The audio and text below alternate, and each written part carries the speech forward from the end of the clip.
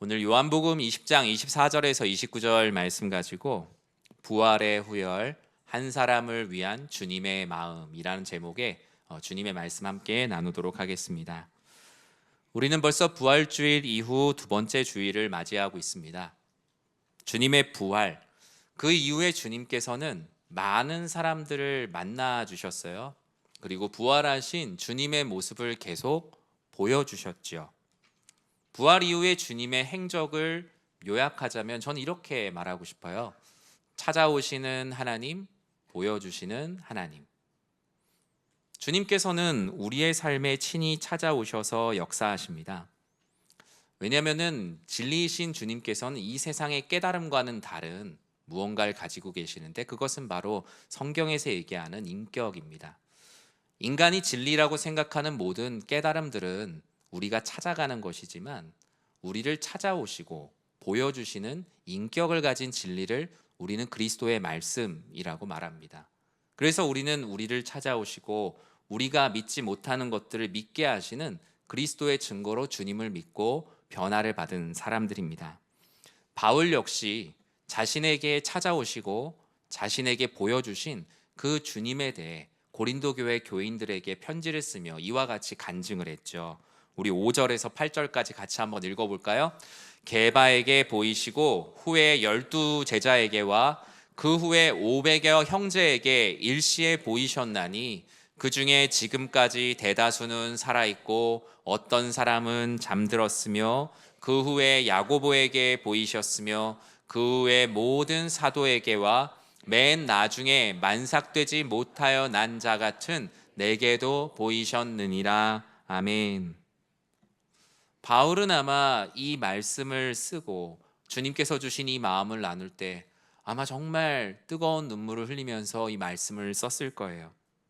주님께서 처음에 제자들에게 보이시고 500여 형제들에게, 야고보에게, 모든 사도들에게 그 주님께서 찾아오시고 보여주시는 그 놀라운 은혜가 어떻게 나 같은 사람에게까지 올 수 있었는가? 만삭되지 못하여 난 자 같은 나에게까지도 찾아오시고 보여주신 그 부활의 주님을 내가 지금 당신들에게 전하고 있습니다. 바울은 그래서 이 모든 과정을 이렇게 고백했죠. 우리가 잘 아는 고백이에요. 나의 나 된 것은 하나님의 은혜라고요. 오늘 바울이 그와 같이 고백했던 건 바로 이렇게 부활 이후에 각 사람들을 찾아오시고 보여주시고 은혜를 베푸시는 그 사랑이 감격하여서 이건 다른 걸로 설명을 할 수가 없구나. 정말 주님이 나를 사랑하시고 나에게 은혜를 주셔서 그냥 내가 받는 것이구나 라는 것을 고백했어요. 우리의 신앙과 진리는 찾아가는 길처럼 보이지만 그러나 참된 진리는 친히 찾아오시고 보여주시는 것이 참된 진리입니다. 그 아름다운 마음들, 죄인을 향한 예수님의 마음이 우리들에게 뿌리내려 주님도 너희도 그와 같은 마음을 품고 살으라고 증인의 사명을 주신 것이죠. 목회를 하다 보면 다양한 성도님들을 만납니다. 그리고 다양한 목회적 상황을 대면합니다. 근데 그 가운데서 어쩌면 이해할 수 없는 일일 수 있지만 100명 중에 99명이 다들 즐거워해도 한 명이 슬퍼하거나 좌절하면 그게 이제 마음에 많이 걸리죠. 잠이 오지 않고 막 꿈도 꿉니다. 그래서 어떤 날은 자도 이렇게 잔 것 같지 않은 시간들을 보내요. 그 사람의 마음을 왜 헤아리지 못했을까? 별일 아닌 상황들을 왜 내가 잘 해내지 못했을까라는 감정에 짓이겨질 때들이 있어요. 그것은 비단 목회자인 저뿐만 아니라 우리 성도님들 모두의 삶에도 그렇죠. 내가 왜 자녀들에게 이런 믿음의 영향을 주지 못했을까? 아니면 그 순간 내가 하나님의 사람으로 왜 잘하지 못했을까라는 그런 마음들. 근데 그 또한 주님께서 주시는 마음이기에 감사함으로 받으시면 됩니다. 이 세상은 다수를 위한 소수의 희생을 당연히 여기며 최대 다수의 최대 행복을 자연스럽게 받아들이며 삽니다. 그러나 부활하신 주님께서 찾아오시고 보여주시는 일, 이것이 과연 이 시대에 맞는 효율적이고 실용적인 일이었을까요? 아마 효율이 전혀 없는 극악의 비효율에 가까운 일이 한 사람 한 사람을 찾아오신 그 모습입니다. 그것은 효율이나 실용으로 설명할 수 있는 것이 아닌 오직 사랑과 은혜로 우리들에게 설명됩니다. 주님이 십자가에서 한 사람을 위해 전부를 거는 것이 무엇인지 보여주셨던 것처럼 오늘 본문도 예수님은 한 사람을 위하여 찾아오시고 그의 믿음을 위하여 자신을 내어주십니다. 바로 예수님의 제자 도마입니다. 여러분, 도마는 어떤 사람입니까? 아마 여러분 인터넷 검색어에 도마 치면 이제 연관 검색어로 뭐가 제일 먼저 나오겠어요? 네, 아마 의심이라는 단어가 먼저 나올 거예요. 물론 주방에서 쓰는 다양한 도마들을 소개해 주겠죠. 하지만 인물 도마를 검색을 했다면 그 가운데선 의심이라는 단어가 가장 앞에 있어요. 근데 저는 사실 그렇게 생각하진 않습니다. 도마는 누구보다도 솔직하고 누구보다도 뜨겁게 주님을 사랑했던 제자라는 증거가 성경 안에 차고 넘치기 때문이죠. 그 가운데 두려움이 있었고 불신이 있었고 의심이 있었고 원망이 있었던 모든 이유가 한 가지로 이렇게 정리가 될 수 있어요. 그것은 그냥 주님과 함께하고 싶은 마음, 주님이 항상 내 옆에 있었으면 하는 마음, 내가 보이는 지근거리에 있으면 하는 마음. 요한복음 11장 16절에서 도마는 이렇게 말했죠.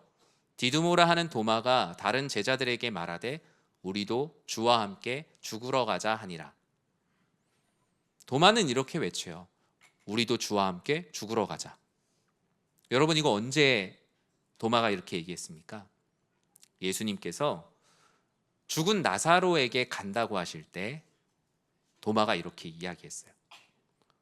죽은 나사로에게 문상 갈 수 있잖아요. 그런데 왜 도마는 이렇게 갑자기 급발진해서 우리도 주와 함께 죽으러 가자라고 했을까요?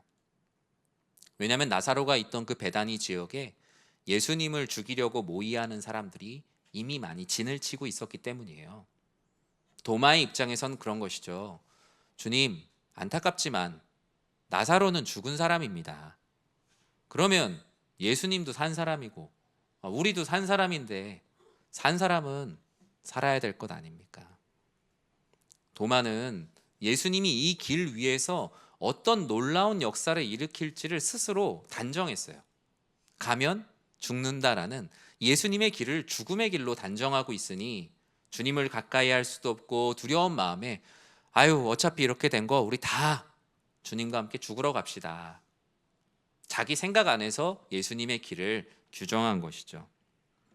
예수님께서는 마리아에게 말씀하셨지만 그곳의 도마와 주변에 있는 많은 사람들에게도 들리도록 요한복음 11장 25절과 26절에 아주 유명한 이 말씀을 하셨죠. 같이 한번 읽어볼까요? 예수께서 이르시되 나는 부활이요 생명이니 나를 믿는 자는 죽어도 살겠고 무릇 살아서 나를 믿는 자는 영원히 죽지 아니하리니 이것을 내가 믿느냐. 아멘. 이것은 슬퍼하는 마리아에게 뿐만 아니라 우리도 주와 함께 죽으러 가자라고 얘기하는 도마에게도 그 주변에 나사로의 다시 살아남에 대해서 믿지 않는 모두들에게 주신 말씀이었어요. 주님은 죽음의 길에 찾아오셔서 자기 자신을 보이사 부활과 생명, 그것도 영원한 생명을 주실 것이라는 약속을 그들에게 하셨어요. 도마에게 이 사건은 분명히 어떤 큰 변곡점이 되었어요. 하지만 도마는 얼마 지나지 않아 같은 일을 사실 반복합니다. 요한복음 14장 5절에 보면 도마가 이렇게 말해요. 도마가 이르되 주여 주께서 어디로 가시는지 우리가 알지 못하거늘 그 길을 어찌 알겠습니까? 도마는 주여 어디로 가시는지 우리가 알지 못합니다 라며 자신의 마음을 그대로 외칩니다. 도마는 이전에 예수님께서 나사로의 부활 그리고 앞으로 일어날 부활의 첫 열매이신 그리스도 예수의 뜻을 알지 못하고 그 길을 죽음의 길로 단정했지요. 요한복음 14장의 이 외침도 예수님께서 십자가를 지시고 죽으셔야 했던 그 이유, 아버지께서 너희를 위하여 거처를 예비하셨다, 나는 그 영원한 거처를 예비하러 간다라는 그 말들도 도마는 죽음의 길로 규정을 합니다. 왜냐하면 자기 기준에서 예수님을 만날 수 없고 볼 수 없고 만질 수 없는 그곳으로 가신다고 하니 도마의 영역, 도마의 믿음의 영역에서는 벗어난 일이었기 때문이에요. 주님께서는 마음에 근심하지도 말라, 하나님을 믿으니 또 나를 믿으라라고까지 말씀하셨지만 이 도마의 소리침의 근원은 두려움과 불신, 불안의 증세였죠. 이런 두려움과 불안은 주님의 말씀 앞에 꼬리에 꼬리를 무는 질문과 외침을 계속 생산해냈습니다. 주님이 가시는 모든 곳에 찾아가 주님을 보이는 곳에 두려고 했던 이 도마, 찾아가서 보아야 직성이 풀렸던 그런 사람이었던 것이죠. 이런 도마를 향해 주님께서는 주님의 마음을 보여주셨는데, 오늘 본문에서 주님께서 도마 한 사람을 위해 보여주신 그 마음은 그 도마의 시간을 기다려주시는 마음을 우린 볼 수 있습니다. 여러분, 우리의 마음은 다 속도가 다릅니다. 우리의 마음은 어떤 것을 수용하는 수용력도 다르고, 우리 안에 믿음이라는 것이 있다면 이 믿음이 연결어가는 그 계절의 속도도 우린 모두 다 다릅니다. 이 마음이 우리 그리고 나를 위해 기다려주시는 주님의 마음과 만날 때 우리는 주님을 인격적으로 만나 고백할 수 있습니다. 주님은 첫 현현 때 문을 잠그고 있는 나머지 제자들에게 찾아오셨고, 엠마오의 두 제자들이 다시 예루살렘으로 돌아왔던 그 현장에서 그들을 만나 주셨어요. 그들에게 평강이 있을지어다 라고 말씀하시고 주님의 손과 옆구리를 보여주셨어요. 그곳에 있는 많은 제자들이 주님을 믿고 기뻐했고 사명과 회복의 말씀으로 다시 살아갈 힘을 얻었죠. 그러나 제자들에게 부활하신 주님이 먼저 이렇게 찾아오셨을 때, 자신의 몸을 보이셨을 때 도마는 그 자리에 없었다라고 성경은 기록합니다. 성경은 도마가 왜 그 자리에 없었는지에 대한 적확한 이유를 말하고 있진 않아요. 하지만 많은 학자들의 연구, 그리고 앞서 도마의 어떤 그 언행들을 보았을 때, 도마의 상황을 보았을 때 분명한 것은 도마가 예수님을 찾아갈 수가 없는 영적인, 심적인 상황이었다라는 것은 무엇보다 분명합니다. 사랑하는 주님에 대한 상실감이 매우 깊었다는 것을 알 수 있죠. 우리가 사랑하고 찾아가고 싶지만 내가 너무나 미안한 마음이 있으면 그 사람을 찾아가지 못하잖아요. 너무나 마음 가운데 해결되지 않는 두려움이 있다면 만나고 싶어도 만남의 자리로 가지 못하지 않습니까? 도마 역시 주님께로 나아갈 수 있는 방법을 찾지 못하고 같이 있던 제자들과도 얼굴을 마주할 수 없을 만큼 도마는 자신만의 깊은 동굴로 들어가 있었던 것이죠.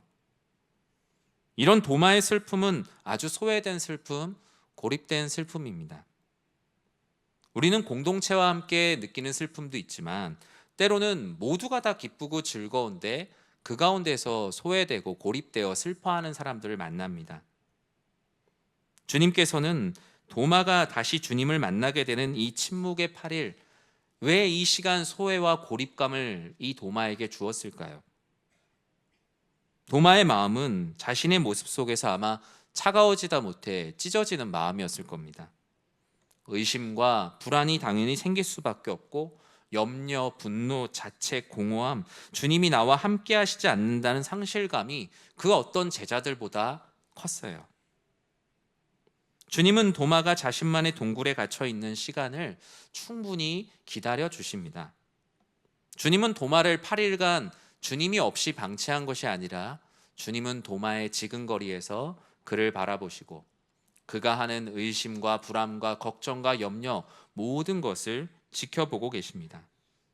단, 더 이상 주님이 없이는 내가 살 수 없다라는 갈망이 최고조에 다다를 때까지, 오직 나에게는 주님이 필요합니다라는 그 상태에 이르기까지 도마의 옆에서 충분히 기다려주시는 믿음입니다. 이렇게 우리를 충분히 기다려주시는 주님의 마음이 있기 때문에 우리도 지금 신앙생활을 할 수 있는 겁니다.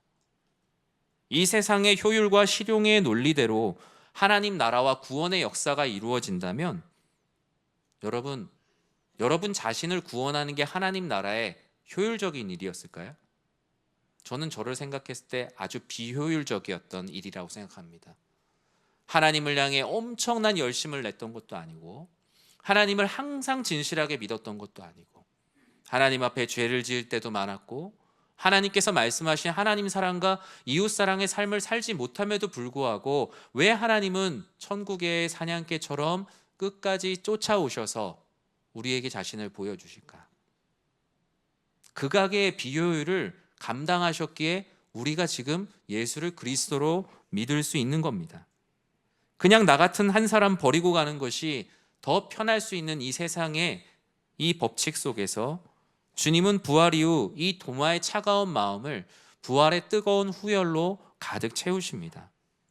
부활의 증인의 대열에서 뒤처질 수 있는 한 사람, 이 후열로 뒤처진 도마의 마음과 믿음이 충분히 정돈될 수 있도록 그의 마음 가운데 주님을 사랑하는 그 믿음이 익어가는 그 계절의 시간을 주님께서 기다려주세요.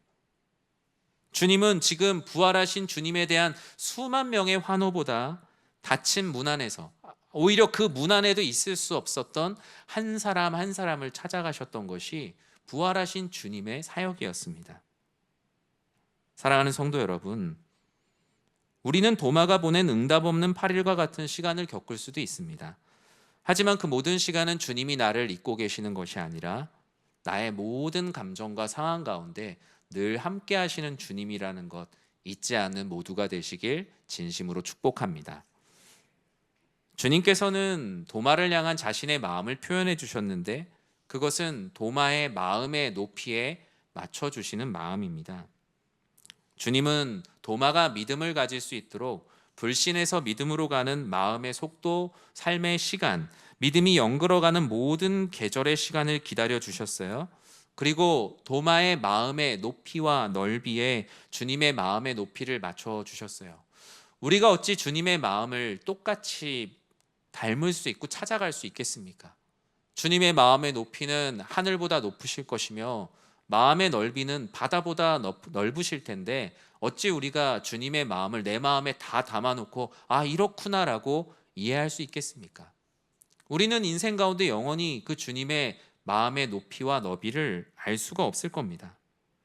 이전에 11 제자에게 말씀하셨던 것과 똑같이 도마가 포함된 제자들에게 주님은 너희에게 평강이 있을지어다 라며 8일 만에 그들을 다시 찾아오셨습니다.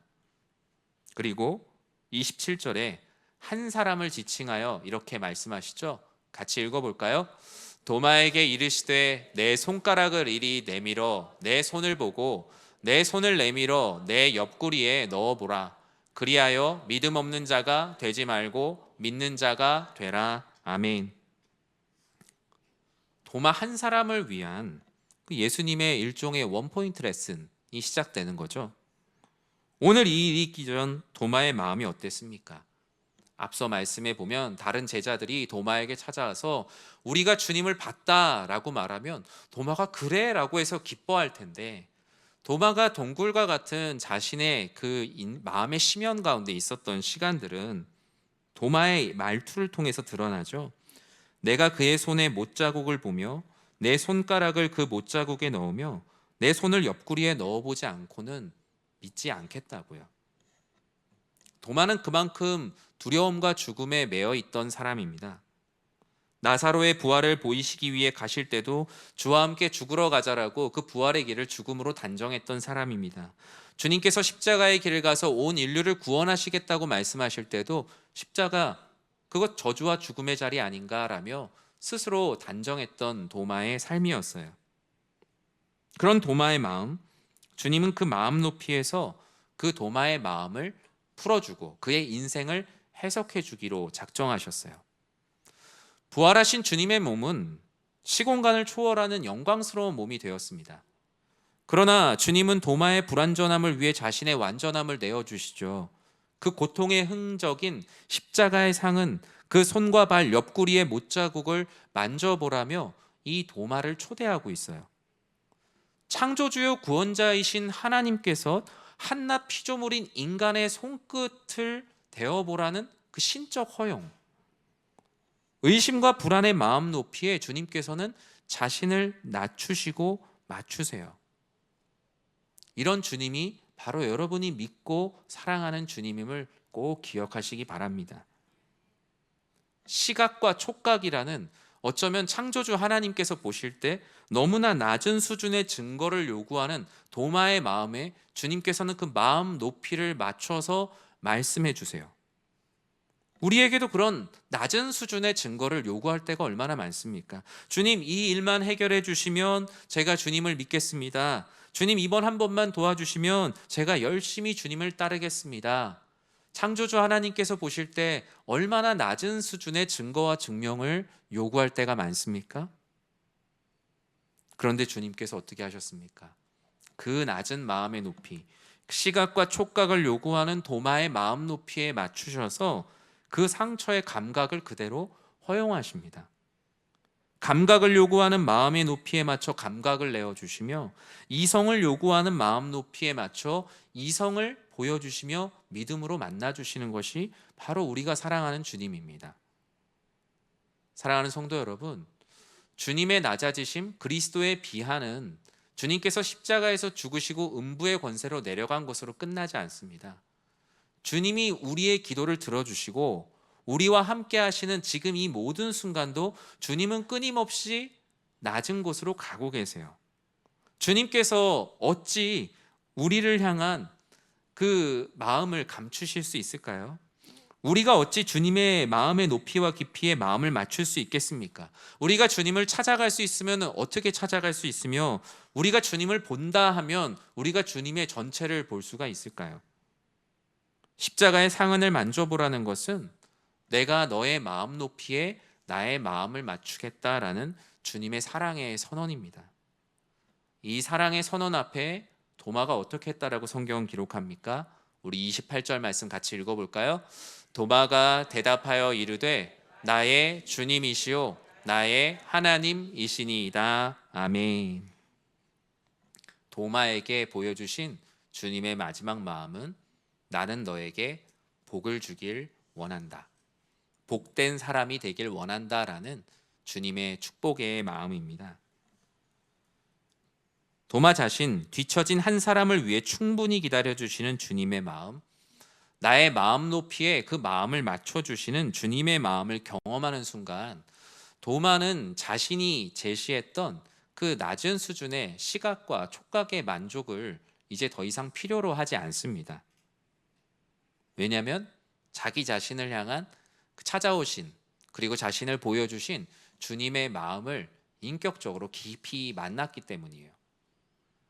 그래서 도마는 예수님의 그 못자국을 만져야 될 이유를 이제는 알지 못했습니다.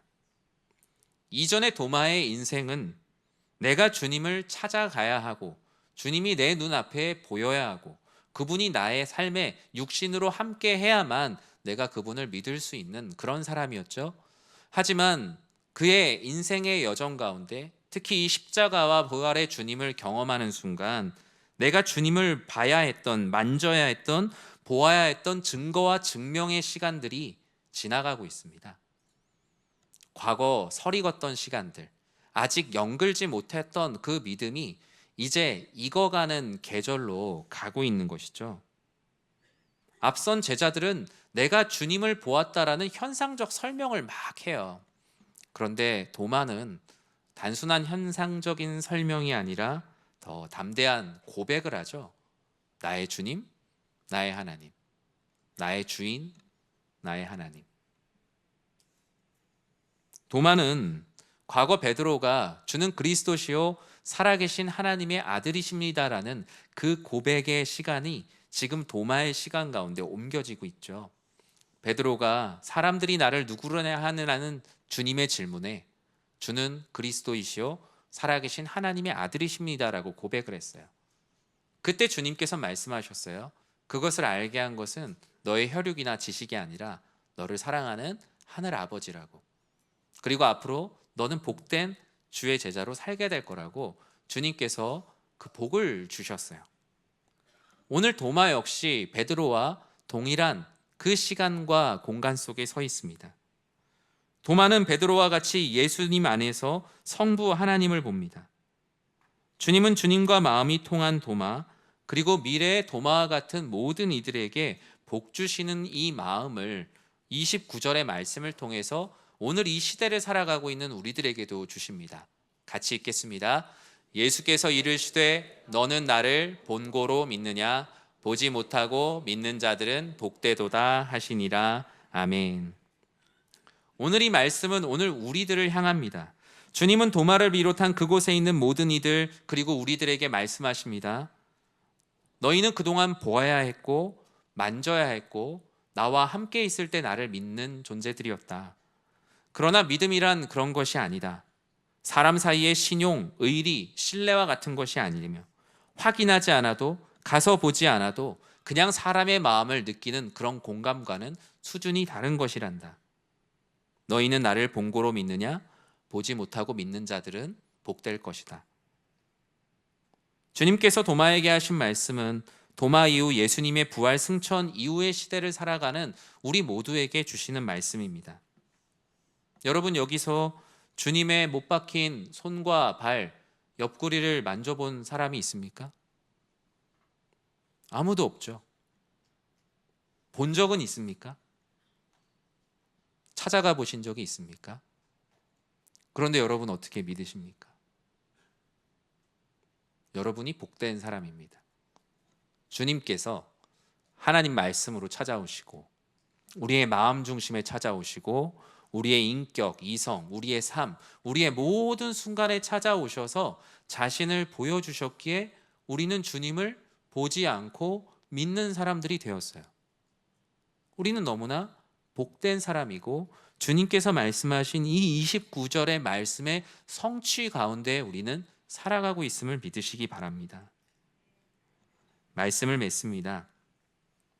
오늘 본문은 보통은 도마의 의심에 초점이 맞춰져서 설교를 많이 하죠. 근데 성경은 이제 항상 한 사람을 향한 그 하나님의 마음, 하나님의 섭리가 무엇인지에 대해서 그 하나님 입장에서 말씀을 항상 읽어야 할 것입니다.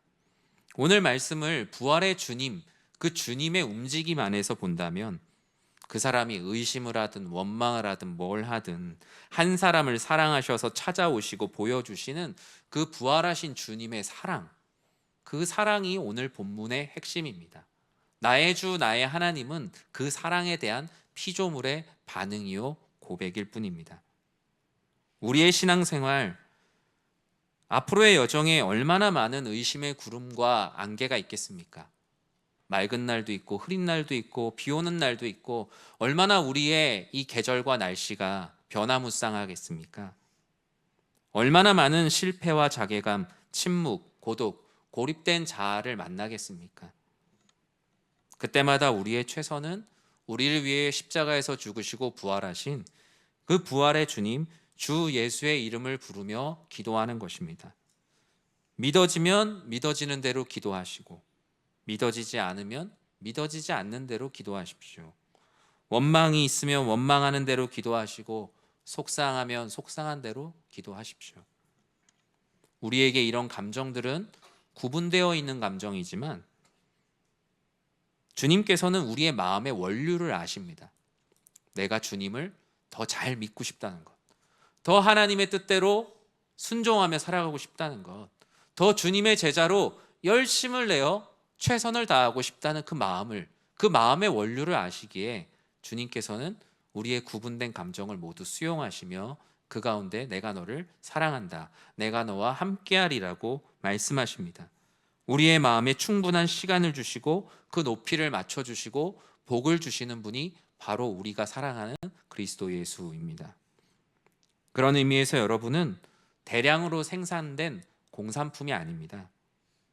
부활의 주님은 그냥 무리들에게 통째로 찾아오신 것이 아니라 우리 한 사람 한 사람에게, 우리 나 한 사람을 위한 마음으로 찾아오신 부활의 사건이요 은혜임을 여러분 믿으시기 바랍니다.